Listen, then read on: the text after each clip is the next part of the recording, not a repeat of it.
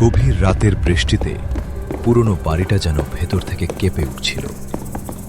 ছাদের উপর টুপটাপ শব্দ, ভেজা দেয়ালের গন্ধ আর অন্ধকারে থম মেরে থাকা আসবাব, সব মিলিয়ে বাড়িটার মধ্যে অদ্ভুত চাপা ভয় জমেছিল।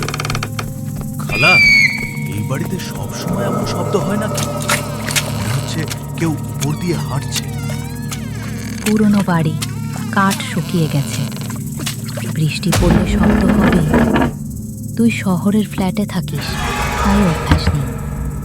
শব্দটা শুধু কাঠে না, একটু আগে স্পষ্ট শুনলাম যেন চিলে কোঠায় কিছু টেনে সরানো হলো। চিলে কোঠার দরজা তো অনেকদিন খোলা হয় না, ওদিকে না গেলেই ভালো। না গেলেই ভালো মানে? সেখানে কি আছে? পুরনো জিনিসপত্র, তোর নানার কাগজ, কিছু ভাঙা বাক্স, আর কিছু জিনিস আছে যেগুলো না নাড়ানোই ভালো। আপনি এমন ভাবে বলছেন কেন? আমাকে ভয় দেখাচ্ছেন নাকি? ভয় দেখাচ্ছি না, শুধু বলছি রাত বেশি হলে এই বাড়িতে কৌতূহল কম রাখাই ভালো। আপনি নিজেই তো আমাকে বলেছিলেন নানার রেখে যাওয়া কাগজে বাড়ির ইতিহাস আছে। আমি একটু দেখে আসি। এখন এই সময় বৃষ্টি, বিদ্যুৎ ওঠানামা করছে, আর তুই চিলে কোঠায় উঠবি? 5 মিনিট, টর্চ আছে, কিছু পেলে নিচে নিয়ে আসব। রায়হান, শোনো, ওখানে যদি কাপড়ে ঢাকা কোনো জিনিস দেখিস, হাত দিবি না।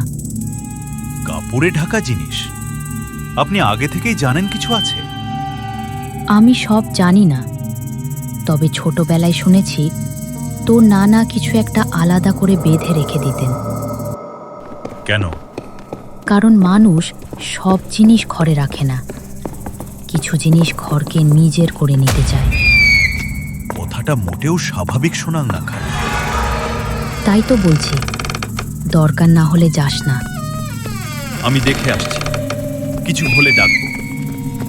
ফোনটা অন রাখিস, আর দরজা বন্ধ শুনলে সঙ্গে সঙ্গে নেমে আসবি। রায়হান টর্চ জেলে সিঁড়ি বেয়ে ওপরে উঠল। প্রতিটা ধাপে কাঠ কেঁদে উঠছিল। নিচের হলদে আলো ধীরে ধীরে হারিয়ে গেল, আর ওপরে জমে থাকা অন্ধকার যেন তার দিকে ঝুঁকে এলো। এই সিঁড়িটা এত ঠান্ডা কেন? জানলা তো সব বন্ধ। নিচ থেকে শুনতে পাচ্ছি, সাবধানে উঠ। দরজাটা পুরো খুলিস না, আগে ভেতরে আলো ফেল।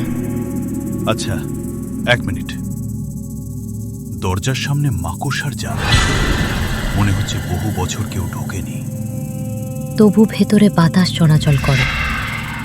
এই বাড়িতে কিছু কিছু ঘর নিজের মতো শ্বাস নেয়। আপনি আবার শুরু করলেন। ঠিক আছে, ঢুকছি। উফ, কি গন্ধ! ধুলো, স্যাঁতসেঁতে কাঠ, আর যেন পোড়া কিছু একটা। পোড়া? ধূপের গন্ধের মতো? হ্যাঁ, কিন্তু পুরনো, অনেক দিনের। রায়হান, ডান দিকে যদি একটা বড় ট্রাঙ্ক থাকে, তার পেছনে যাস না। আপনি না জানার ভান করছিলেন, এখন তো পথও বলে দিচ্ছেন।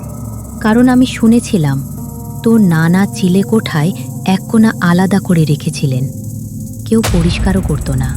এখানে অনেক বাক্স, একটা ভাঙা দোলনা, পুরনো ফ্রেম, আর দাঁড়ান, মেঝেতে লাল সুতো পড়ে আছে। লাল সুতো? ওটা ছুস না। শুধু